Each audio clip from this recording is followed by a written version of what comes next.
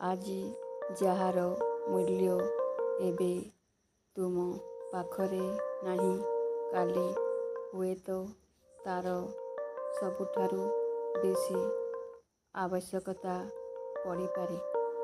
ମନେ ରଖନ୍ତୁ, ସମୟ କିଛି ବି କରିପାରେ। ସମୟ ଠାରୁ ଓ ପବନ ଠାରୁ ଅଧିକ ଦ୍ରୁତ ଗତିରେ ମନୁଷ୍ୟର ମନ ପରିବର୍ତ୍ତନ ହୋଇଥାଏ। ମନୁଷ୍ୟ ମନର କିଛି ବି ବିଶ୍ୱାସ ନଥାଏ କେତେବେଳେ କେଉଁ ରୂପ ଧାରଣ କରିବ।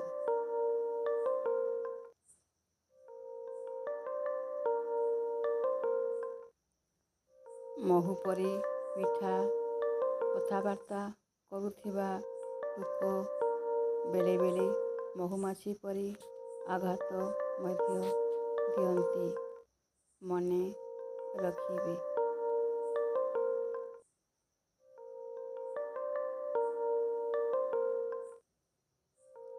ଆପଣ ସଫଳତା ଅପେକ୍ଷା ବିଫଳତା ଠାରୁ ଅଧିକ ଶିକ୍ଷା କରନ୍ତୁ ଏବଂ ଏହା ଶିକ୍ଷା କରିବା ବନ୍ଦ କରନ୍ତୁ ନାହିଁ, କାରଣ ବିଫଳତା ଚରିତ୍ର ନିର୍ମାଣ କରେ।